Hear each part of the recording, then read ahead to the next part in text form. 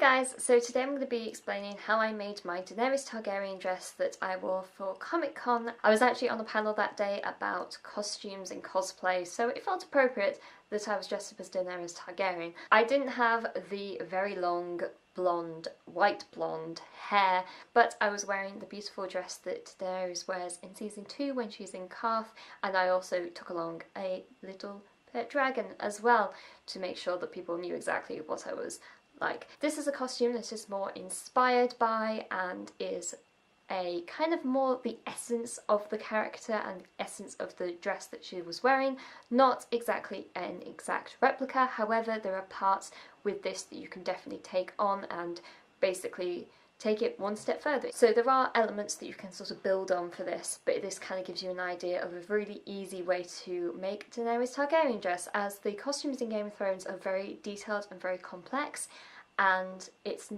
nice to know that there is some way you can kind of get the essence of the character and still look and feel like the character without spending massive amounts of time and massive amounts of money on doing this. I will say that this entire outfit cost me, including the new glue gun that I needed because my other one broke, this probably cost me around £35, I would say.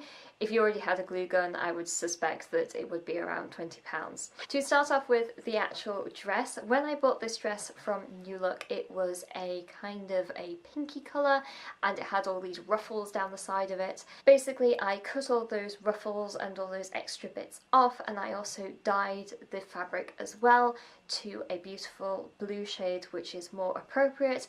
I did try to find a dress that was the exact colour and the exact style that I was looking for, however this just wasn't working, so you can just simply cut pieces off or dye the colour of a dress that's already made. If you would like to make the entire outfit yourself, I'll link in the description some pattern suggestions that I think that would work rather well for these dresses.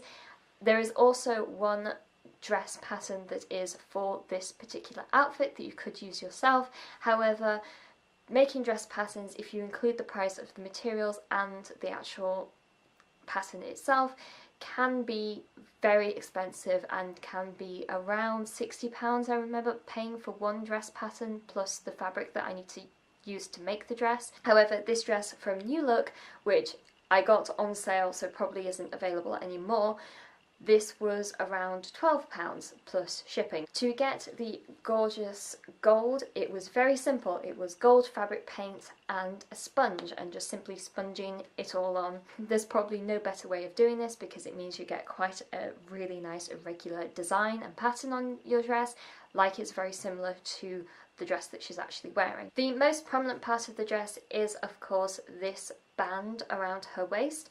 This was actually made by glue gun. So firstly, you get some wax paper. If you can, get something with some kind of like silicone coating on it, just to make sure that it all rips up rather nicely.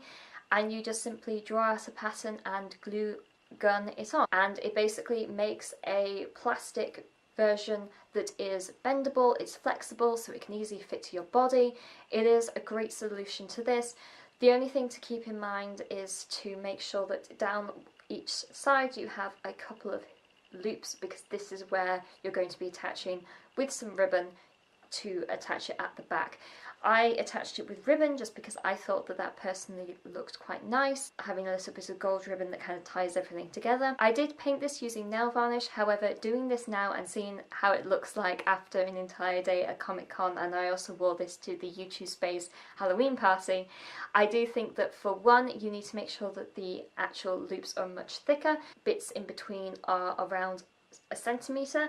These are much stronger compared to the ones that are around here that are much thinner. If you can, get it quite thick, get it quite big and wide, and it just means that it will hold its strength a lot more. I did use nail varnish, however I would recommend some kind of acrylic gold paint, just because I think that when I was doing this, it is starting to crack slightly. Before I started, I did do a few tests of these, and the acrylic paint that I had wasn't really working for me, so I decided to use nail varnish instead. So I would recommend doing a few tests with the type of glue that you have for your glue gun and also the type of paint that you have on offer, because I would have really liked to use acrylic just because it tends to bend a lot more and not crack, but because of time restraints I decided to use nail varnish. It still worked and it was still presentable on the night, but as you can tell, this is kind of destroyed now. And of course you could make a shoulder piece to make this more in keeping with Daenerys' actual dress. So that is actually about it for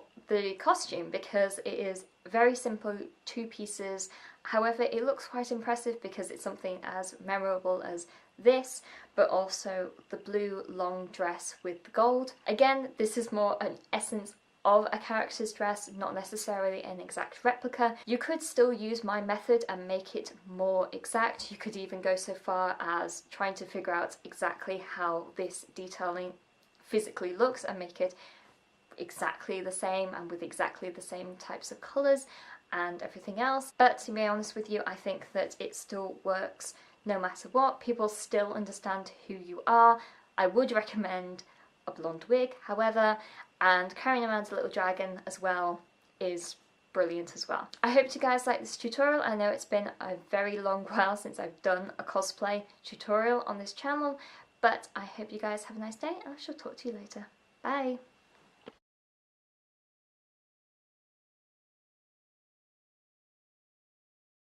Would you like to shout, "I'm Queen of Dragons"? Dracarys!